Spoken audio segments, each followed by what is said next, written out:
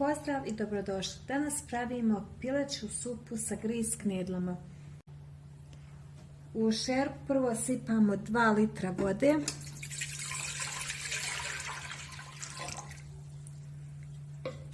Zatim 2 manja krompira, 1 glavicu crnog luka, 1 češem bijelog luka i 3 mrkve. Zatim ovdje imam 4 batka i njih ću staviti. I od začina imam 1 kocku pileću, zatim prstohvat bibera, malo vegete, malo soli i peršun. Šerpu ću poklopiti i puštam da sve kuha 30 minuta na laganoj vatri. Sada, kada nam je se sve skuhalo, povrće i piletinu vadimo iz vode.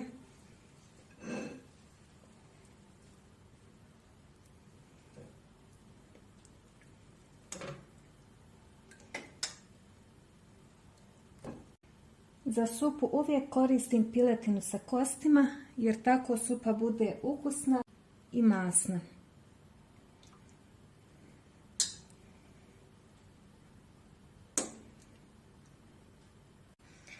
Piletinu ćemo ostaviti sa strane da nam se malo prohladi. A povrće ćemo ispasirati. Ja luk više ne koristim, on je pustio svoju aromu i to je sasvim dovoljno.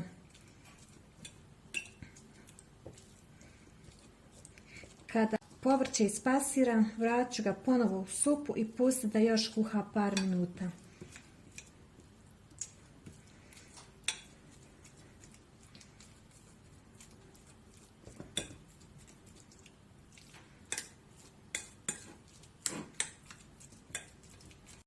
Povrće vraćam u vodu.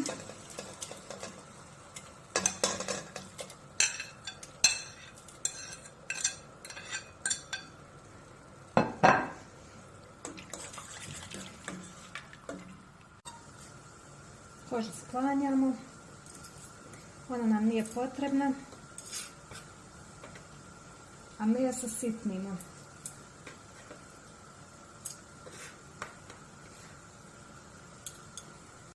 I usitnjenu piletinu također vraćamo u vodu.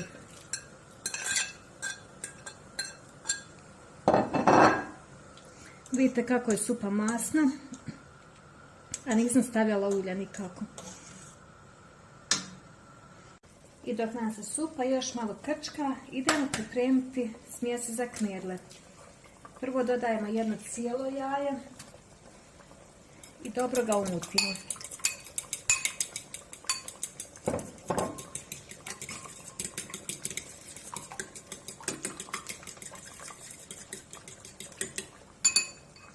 Zatim dodajemo pola kaščice soli, jer je supa već slana.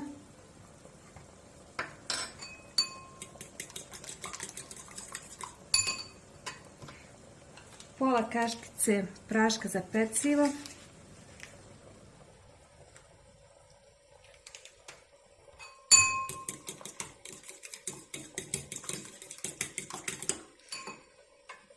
I 6-7 kašika griza, ali sa grizom oprezno. Prvo ćemo staviti 4-5 kašika, da nam smjesa ne bi bila pregusta. Dodamo još malo.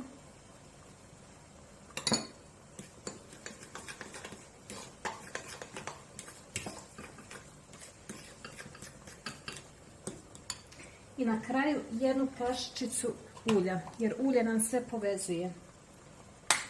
Bez ulja bi nam se knedle rasule prilikom kuhanja.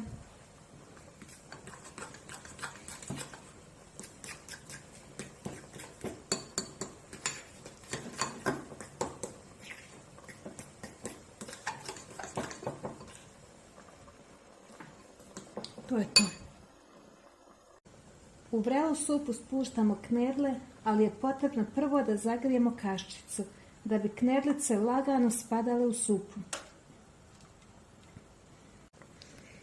Knedle su jako ukusne i mekane.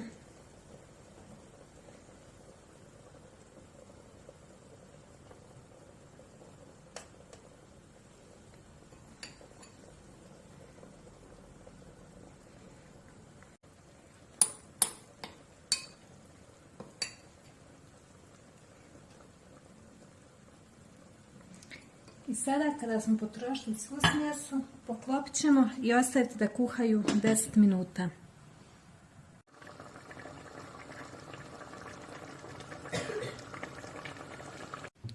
Hvala vam što ste gledali i ukoliko vam se video svidio, stisnite like i pretplatite se na moj kanal. Do sljedećeg puta, lijep pozdrav!